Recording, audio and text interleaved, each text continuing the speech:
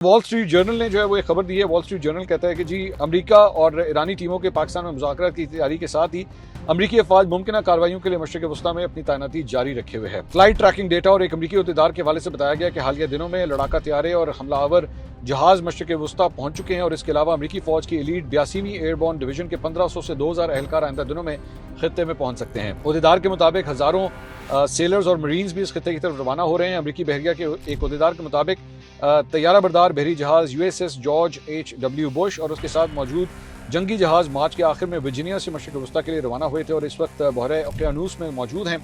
एक और बहरिया के अहदेदार के मुताबिक USS बॉक्सर और उसके साथ मौजूद जंगी जहाज जिनमें 11वीं मरीन एक्सपीडिशनरी यूनिट सवार हैं मार्च के वक्त में कैलिफोर्निया से रवाना हुए थे और इस वक्त बहरुल काहिल में हैं।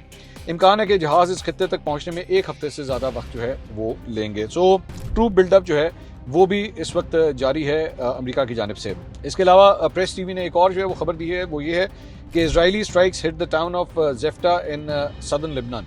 ये आप वीडियो जो है वो स्क्रीन के ऊपर देख रहे हैं। लेबनान के ऊपर जो है वो एक और हमला इजराइल की जानिब से किया गया। इवन दो जो हमले हैं उसकी शिद्दत अब कुछ हद तक जो है वो कम हो गई है, लेकिन हमलों का सिलसिला जो है वो अभी भी जारी है।